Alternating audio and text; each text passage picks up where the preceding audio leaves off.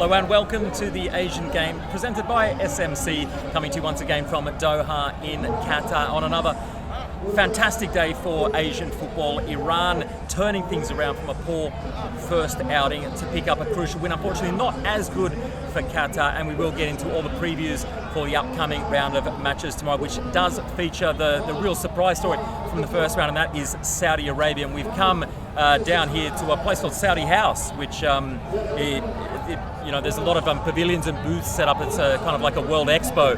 We didn't expect that there was going to be a lot of kind of music. It was like a rave going on at the Saudi House earlier on. Thankfully, things have died down a little bit now, but as you can hear behind us, the Saudi fans are still kicking off. I'm obviously looking forward to their match with Poland tomorrow, guys. But before we get it, hello, my friend. Are you coming in? Come in and join us here. Tomorrow, you're playing Poland. Yes. Yes. Are you confident of victory? Saudi Arabia. Yeah. Messi finish. Messi finish. Yes. Yeah. What about Lewandowski? Lewandowski? Where is Messi? No, Lewandowski? No. Messi. All. Messi, the best player of the world, eh? Messi, the best player. Messi, we are from Argentina. Yes, congratulations. Where is Messi? Tranqui. Where is Messi? He's losing now. He's in No more. Where is Messi? No Bueno, more. ya está. Down the street. Sleep Messi. Okay, I understand. Sleep Messi. Let him. Okay. Okay, congratulations, my friend. Thank you very much. Congratulations. Thank you You are very much. Where is Messi? Where is Messi? Messi sleep. Sleep Messi. Di Maria sleep. We cannot drink alcohol here. Where you find it? You are aware. Relax. You find it. Where are you from? Australia. Australia. Yeah, I'm sorry. You lost as well. Yeah. Thank you. The loser team. The loser team, yes, that's exactly right. That's what we are. And then the teams here. Inshallah, we'll go to tomorrow. Will we get winning? Inshallah. Yes. Welanda. Yes, Huh? yes. You are Asian area. That's right, Australia and then Saudi Thank you Arabia. very much. Yeah, Okay. we wish you good luck, man. Thank you. No worries. Inshallah, we'll see it after tomorrow. Sure, thank you. Okay. Thank you very much. Good luck. Thank you. So that was an unexpected interlude, but a good one. Now I believe we were focusing on the football room today, and that was Michael. I'll come to you first because we were at that game. Iran leaving it very, very late, the 98th and the. What's that? 90 plus 11. It's a long period of time. 90-11. That's right, and they scored a couple of goals to defeat Wales 2-0. Really now a huge step towards progression through to the round of 16. We did a little reaction piece after that where we weren't interrupted by Saudi and Argentinian fans, but just now having a little bit more time to digest. And what does the result mean for Iran? It means everything. It really reignites their World Cup challenge. In some respects, we talked about this before.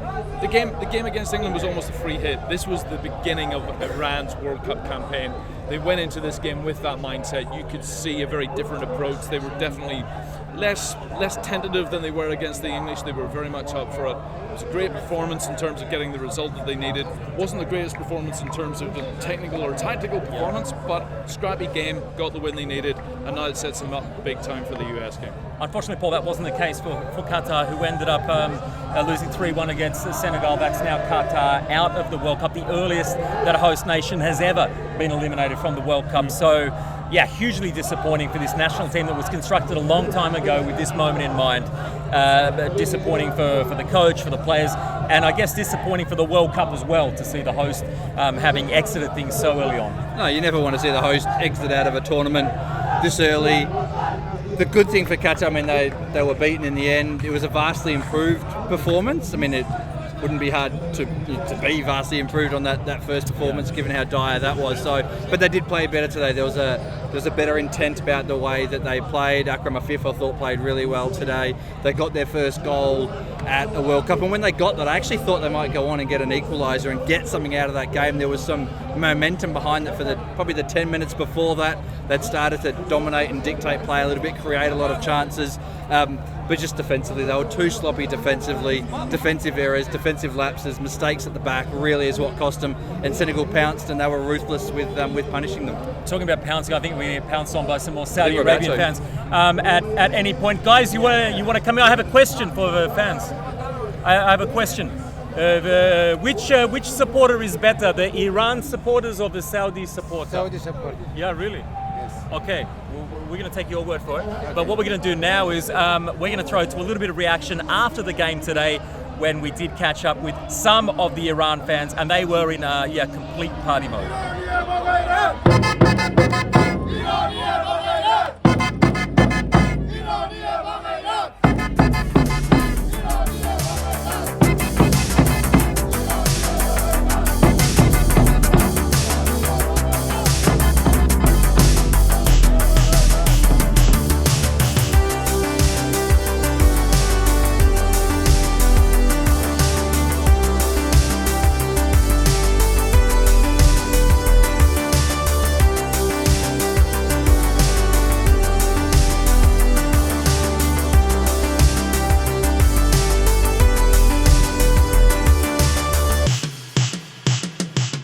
So, I mean, all the stories we heard in the build-up about this World Cup was going to have no atmosphere. Some of the stories, quite frankly, and astonishingly, still we hear that there's no atmosphere at the World Cup. That's absolutely not the case, as you saw with those Iranian fans, as you saw, and perhaps we'll see a little bit again in a minute, with the Saudi Arabian fans.